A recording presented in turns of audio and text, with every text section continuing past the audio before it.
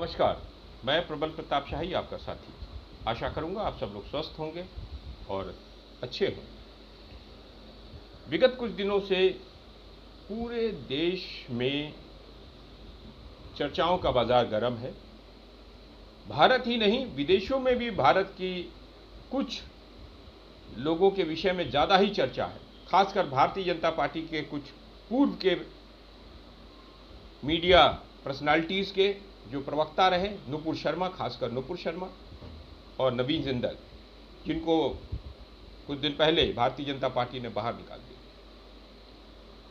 लेकिन हुआ क्या?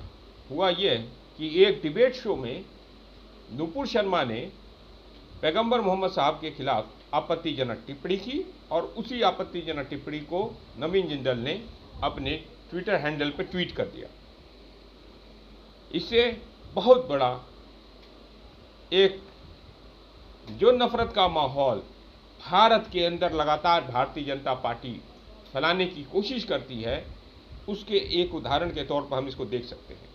लेकिन इस पर जो है हल्ला तब ज़्यादा मचा जब अरब देशों में, खासकर Qatar, Bahrain, Oman, Saudi Arabia, Iran, Kuwait ने हमारे देश के राजदूतों को बुलाकर अपना गुस्सा जाहिर किया कि आप हमारे पैगंबर मोहम्मद साहब के खिलाफ जो टिप्पणी किए हुए हैं उसके बारे में अपनी स्थिति स्पष्ट करें।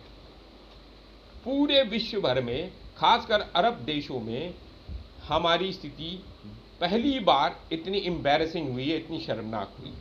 भारतीय जनता पार्टी के दो पदाधिकारियों के द्वारा किए गए अनर्गल प्रलापों और आपत्तिजनक टिप्पणी के कारण यह स्थिति बनी कि भारत को से माफ़ी की मांग उठने लगी। भारतीय उत्पादों का बहिष्कार की घोषणा होने लगी। भारतीय राजदूतों को लगातार बुलाकर सरकारों ने, वहाँ की सरकारों ने उनको सम्मन किया और उनसे अपना विरोध प्रकट किया, जैसे मैंने अभी पहले बताया आपको। लेकिन ये सोचिए कि यह स्थितियाँ वर्तमान में आज तो हुई नहीं, ये शुरुआत पिछले 8 वर्षों में हुई। जिस तरीके से भारतीय जनता पार्टी के अंदर लगातार उनके प्रवक्ताओं के द्वारा जब भी कोई टीवी डिबेट हो या कोई भी आयोजन हो, उसमें उनके अनर्गल प्रलाप ही चलते हैं। वह बस समाज में किस तरीके से विभाजन पैदा हो, किस तरीके से भेदभाव पैदा हो, उस पर ही लगातार कोशिश की जाती है भारतीय जनता पार्टी के द्वारा।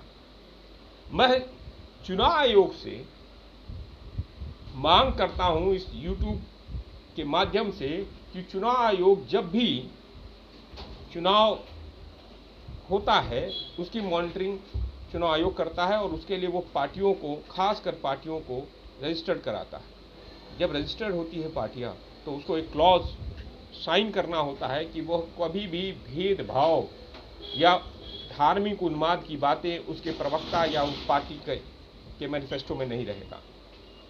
यह वो एफिडेविट के तौर पर पार्टियों को देना होता है।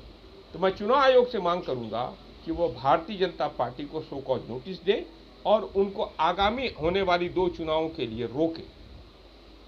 नहीं तो स्थिति ऐसी हो जाएगी, किसी भी पार्टी के प्रवक्ता को जो मर्जी वो मन करेगा वो आकर बोलेगा और इसकी कोशिश भी नहीं करेगा कि ये जो हम बोल रहे हैं इस बोलने का से क्या व्यापक असर होने वाला है समाज में।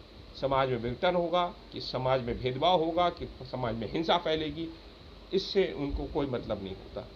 खासकर भारतीय जनता पार्टी नहीं, एक MIM भी है, ओवैसी की पार्टी भी, वो भी यही काम करती है।